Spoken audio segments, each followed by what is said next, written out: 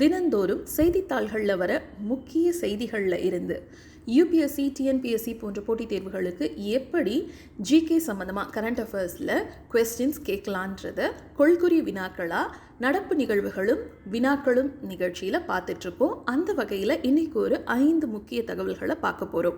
அதில் முதலாவது, பிரதமர் நரேந்திர மோடி கோவாவில் ONGC கடல் உயிர்வாழ் மையத்தை திறந்து வைத்தார். கொஸ்டின் எப்படி கேட்கலாம்? Where will be the Prime Minister of India inaugurated the ONGC Marine Survival Center? Options, 4 options. Option A, Madhya Pradesh. B, Andhra Pradesh. C, Goa. D, Telangana. Answer is option C, Goa. தமிழில் பார்ப்போம் இதே கேள்வியை. பிரதமர் நரேந்திர மோடி எந்த மாநிலத்தில் ONGC கடல் உயிர்வாழ் மையத்தை திறந்து வைத்தார்? A, மத்திய பிரதேசம். B, ஆந்திர பிரதேசம். C, கோவா. D, தெலங்கானா. விடை ஆப்ஷன் சி, கோவா. அடுத்த முக்கிய செய்தி, பிரதமரின் விவசாயிகள் உதவித்தொகையை 6000 ரூபாய்க்கு மேல் அதிகரிக்கும் திட்டமில்லை என்று மத்திய அரசு அறிவித்துள்ளது. இதில் கேள்வி இந்த தொகையை பற்றி இருக்காது. ஒருவேளை கேட்குறதா இருந்தால் இயர் பற்றி கேட்கலாம். ஸோ கொஸ்டின் எப்படி ஃபார்ம் பண்ணுவாங்கன்னா, in which year the central government implemented the Prime Minister's Kisan Samman Nidhi Yojana? 4 options are: option A, 2019, B, 2020, C, 2018, D, 2017. Answer is option A, 2019. இதே கேள்வி தமிழில் பார்ப்போம். எந்த ஆண்டு பிரதமரின் விவசாயிகள் உதவித்தொகை திட்டத்தை மத்திய அரசு அமல்படுத்தியது? Options: A, 2019, B, 2020, C, 2018, D, 2017. விடை A, 2019.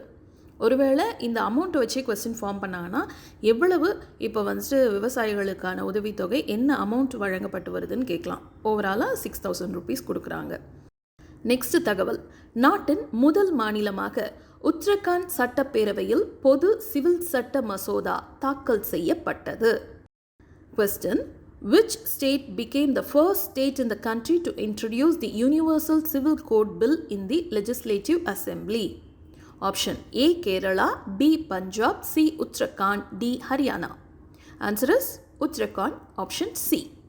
எந்த மாநிலம் நாட்டின் முதன் மாநிலமாக பொது சிவில் சட்ட மசோதாவை தாக்கல் செய்தது? A, Kerala. B, Punjab. C, Uttarakhand. D, Haryana. விடை C, உத்தரகாண்ட். அடுத்தது, கத்தாரில் இருந்து ஆண்டுக்கு 7.5 மில்லியன் டன் என்ற அளவில் மேலும் 20 ஆண்டுகளுக்கு LNG, அதாவது திரவ இயற்கை எரிவாயு இறக்குமதி செய்வதற்காக ஒப்பந்தத்தை இந்தியா மேற்கொண்டுள்ளது. Question, in which country India has to be signed $78 billion deal to import LNG, liquefied natural gas, rate of 7.5 million tons? Options: A, Iraq. B, Kuwait. C, Qatar. D, Saudi Arabia. Answer is option C, Qatar.